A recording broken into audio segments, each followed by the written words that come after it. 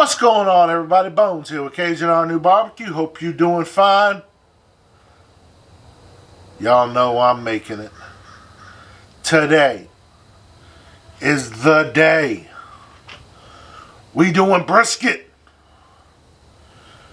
This one's going to take a toll on me. Let's see how my body handles up after all that work we did on my back. Whether or not all we've done to my back is done enough to where I'm still able to move at the end of all of this. Let's see what's happened here. Came upon a small baby brisket at the grocery store. Look at this little baby brisket. It's so cute. I guess the butcher got tired of grinding brisket for some burgers, so they put a little 2-pound brisket out there for people to buy. I said, why not? It's just me eating brisket. Nobody else here to eat, so it's fine by me. So that's what we're going to do today. We're going to use up some of Saints and Sinners brisket rub. Heck, it's got brisket in the name. It's called brisket rub for a reason, people. So that's what we're going to use today. Stick around, we're going to get right to it. 3 ingredients for your brisket. Saints and Sinners brisket rub, a brisket, whatever size brisket you got, that's what you got. And some Worcestershire sauce. Alright. Here's our little 2-pound baby brisket. No need to trim, because we already trimmed up pretty well. If you need to trim your brisket, now's the time. They've got brisket videos all over the internet of trimming whole brisket. If you want to go ahead and do a rest overnight, by all means, go ahead and do that. We're treating this as a comp brisket, which means that you got to do it on site right away. So that's what we're doing. I just went ahead and did a little Worcestershire sauce bath to it. Now we're hitting it up with some of that Saints and Sinners brisket rub. It's got salt, pepper, garlic, onion powder,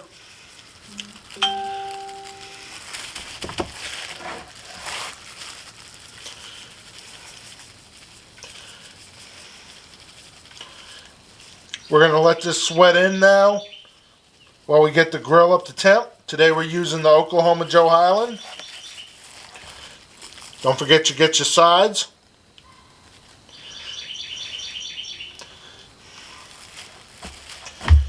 I'll get the board now for the other side.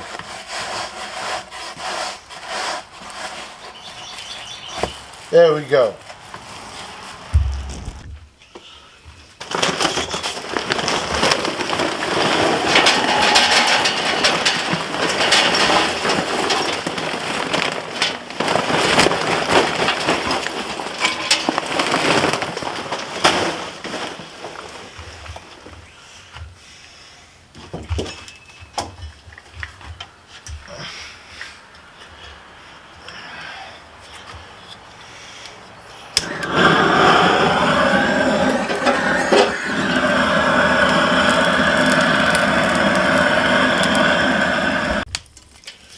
Today we're using a mixture of oak and cherry wood. We're at 250 degrees. I'm going to go ahead and put the brisket on. Now Myron Mixon says put the brisket fat size down. We're now 5 hours in. We've hit 165. So far my back is holding up surprisingly pretty well. We're going to go ahead and sprinkle on some of this water and Worcestershire sauce. Gonna spray down some of the paper too. Now we're gonna sprinkle on some more of that S&S brisket rub. Let's see if we can wrap this in one.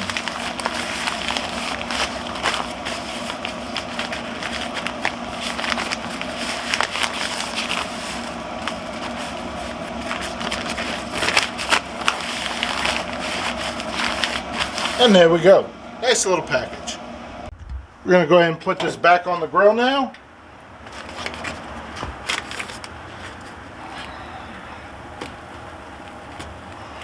There we go. We've hit 203. We're going to go ahead and check this now.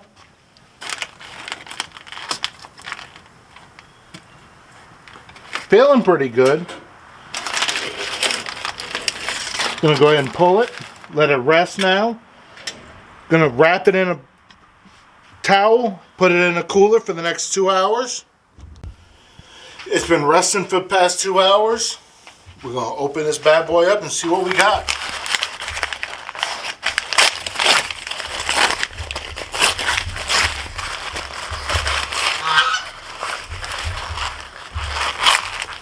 Big boy captain know what's up.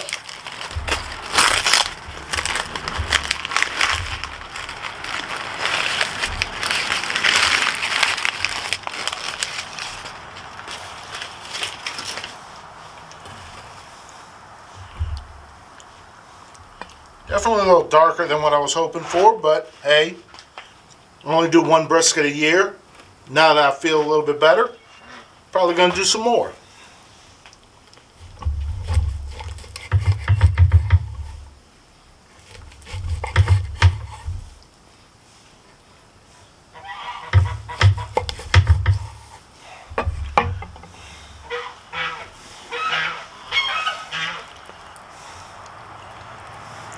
This is obviously the flat side here. Pull test pulls very nicely. So we're going to go ahead and get some shots real quick and then go ahead and do the taste test. Alright, and we're done. All in all, it took about 8.5 hours or so to cook, but not too bad. Let's go in for that taste test.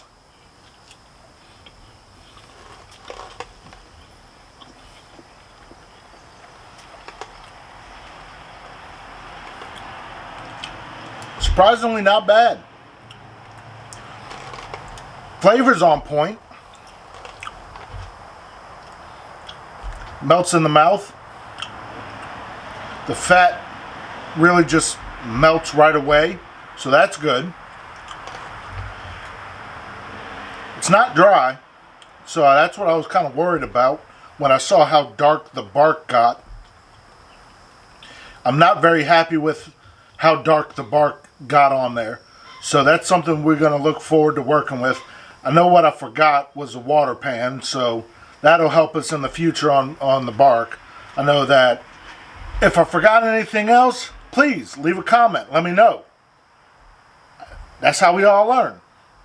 So thank y'all for watching.